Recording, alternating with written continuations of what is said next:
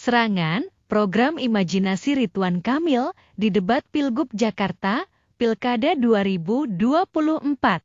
Debat publik ketiga, pemilihan gubernur dan wakil gubernur Jakarta dilaksanakan oleh Komisi Pemilihan Umum Provinsi Jakarta di Hotel Sultan, Jakarta Pusat, Minggu, 17 November 2024. Tema publik debat ketiga atau terakhir ini adalah lingkungan perkotaan dan perubahan iklim. Adapun subtema dari debat ini, yaitu penanganan banjir, penataan pemukiman, penurunan emisi dan polusi udara, serta transisi energi terbarukan, pengelolaan sampah, ketersediaan air bersih, kota layak huni, dan penataan ruang terbuka hijau.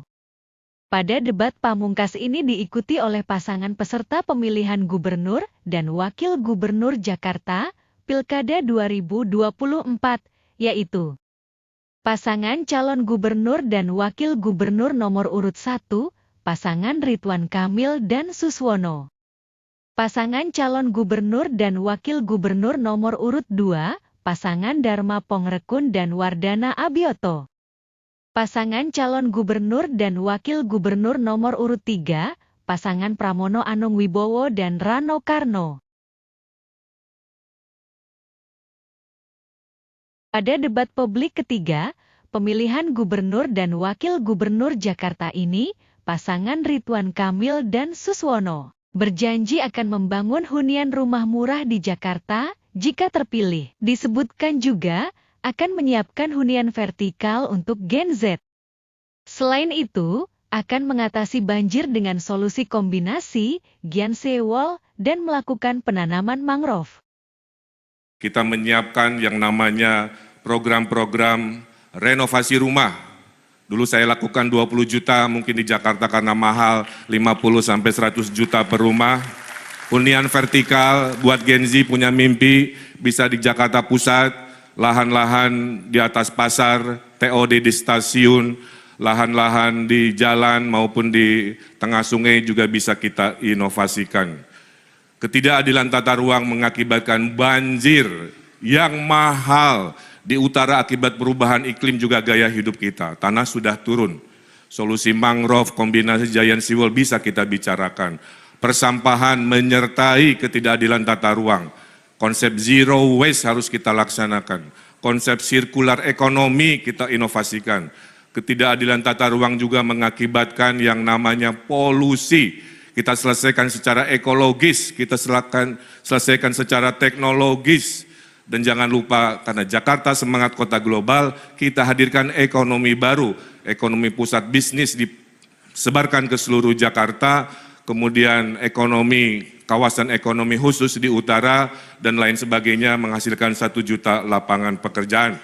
Membangun Jakarta adalah membangun dengan kolaboratif, setengahnya ide warga, setengahnya ide pemimpin. Silakan. Sementara itu, pasangan Dharma Pongrekun dan Wardana Abioto menjanjikan Jakarta bisa menjadi kota yang mandiri pangan hingga energi. Pasangan Dharma Pongrekun dan Wardana Abioto akan menciptakan Jakarta yang mandiri dari segi ekonomi dan sumber daya alam. Dikemukakan oleh Dharma Pongrekun, terdapat program 5 mandiri yang dijanjikan itu, yaitu mandiri pangan, papan, sandang, air bersih dan air minum, hingga energi. Dharma Pongrekun juga menjabarkan 10 program aman yang didorong jika dirinya menjadi gubernur Jakarta. Aman adab, aman banjir, aman abrasi, aman macet, aman ekonomi, aman kejahatan, aman sampah, aman polusi, aman emisi karbon, dan aman pandemi. Dua manfaatnya yang bakal diperoleh rakyat Jakarta dari program Dharma Kun yaitu aman dan mandiri. Hanya bisa terjadi bila rakyat Jakarta kompak, sehingga adab berhasil menjadi pondasi seluruh program Jakartaku Aman. Untuk itu Dharma Kun punya satu program untuk rakyat yang kompak, yaitu sistem ekonomi adil, getuk tular adab. Aman adab adalah pondasi dari semua aman lain yang bakal dinikmati rakyat Jakarta.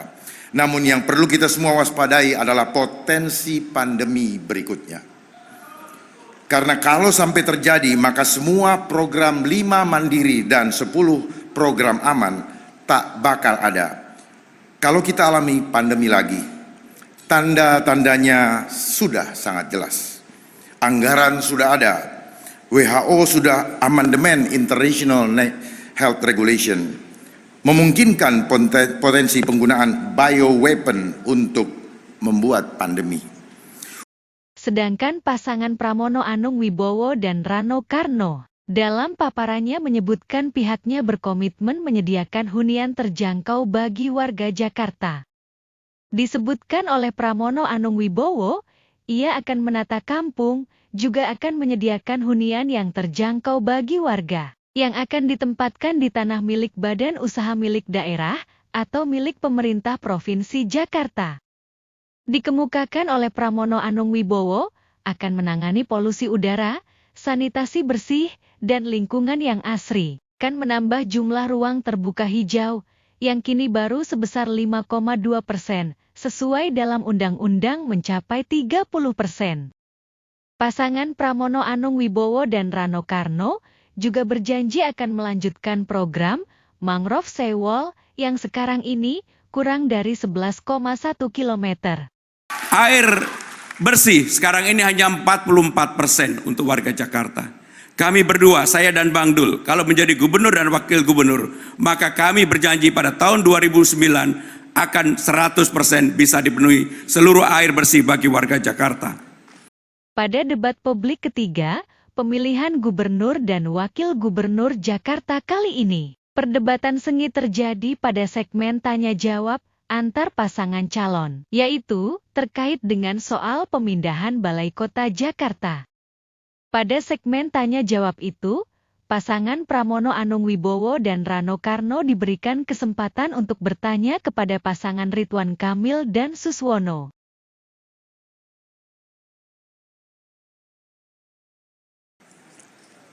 Pasangan nomor 1 yang saya hormati, Kang Emil dan Pak Suswono. Pasangan nomor 1 sempat menyampaikan bahwa sebagai Gubernur Jawa Barat akan memindahkan pusat pemerintahan dari Gedung Sate di Bandung ke Tegal Luar, tapi tidak jadi. Kemudian baru-baru ini Kang Emil juga bilang, atau pasangan nomor 1 menyampaikan bahwa akan memindahkan Balai Kota dari Jakarta Pusat ke Jakarta Utara. Untuk itu kami ingin menanyakan apakah ini memang serius untuk mau dipindahkan, karena IKN kan Jakarta bukan ibu kota lagi, di pusat pemerintahan Balai Kota banyak sekali gedung-gedung yang akan menjadi kewenangan pemerintah Jakarta. Untuk itu apakah perlu dipindahkan? Apakah ini juga bagian dari imajinasi yang dihadirkan oleh pasangan nomor 1? Terima kasih. Ya, terima kasih. Saya selalu konsisten. Apa yang sering diwacanakan, disampaikan, didiskusikan, semata-mata untuk mengadilkan tata ruang. Di Jawa Barat, Bandungnya udah jadi kota wisata, bercampur-campur dengan kota pemerintahan, kemacetan di mana-mana. Tentara-tentara di Bandung itu rumahnya jauh, Mas, karena dulu memang pusat militer dari zaman kolonial. Sehingga ibu kota Jawa Barat memang tidak cocok untuk ada pusat pemerintahan lagi, maka ada wacana itu. Jakarta juga sama. Kalau tadi ada yang tertawa urusan imajinasi, lah IKN itu datang dari imajinasi. Oleh sebuah keputusan mahal, keputusan politik, pindah ke sana, menjadi IKN hari ini. Kebetulan saya kurator di sana. Pak Jokowi sudah sangat luar biasa melakukan sebuah namanya gagasan-gagasan yang realitanya terjadi, kira-kira begitu. Nah sekarang kalau Jakarta mau mengurangi macet, selain perluasan transportasi publik, mari benerin tata ruangnya. Salah satunya adalah pusat kantor pemerintahan dikurangi dari pusat.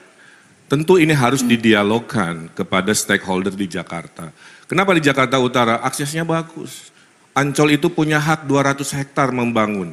Tinggal kita bikin pusat bisnis baru dengan anchor tenant-nya adalah akumulasi dari perkantoran-perkantoran pemerintahan Jakarta, dari BUMD, ya, sehingga lahan-lahan yang di kota itu bisa difungsikan untuk fungsi-fungsi kota global yang menjadi ciri pergaulan internasional kita. Jadi IKN adalah imajinasi, wacana ini juga imajinasi, realitanya kita diskusi. Untuk urusan IKN saya lebih terlibat daripada Pak Kang Emil. Dari survei lapangan yang terlibat di awal adalah saya, Presiden Pak Basuki, kemudian kita survei juga ke Kalimantan Tengah dan sebagainya. Bahwa betul memang di ujung ketika sudah mulai pembangunan, kurasi dilakukan oleh Bapak Ridwan Kamil. Tetapi yang ingin saya sampaikan adalah, sekarang Jakarta karena ibu kota sudah berpindah, apakah masih diperlukan yang namanya pemindahan balai kota ke Jakarta Utara? Saya tidak ingin mendebat hal itu, tetapi dengan banyaknya gedung-gedung yang akan ditinggalkan di pusat pemerintahan di Jakarta Pusat, apakah itu masih diperlukan? Termasuk gagasan Pak Kang Emil untuk membuat gym di samping halte, menurut saya perlu dikaji kembali. Terima kasih, selamat malam.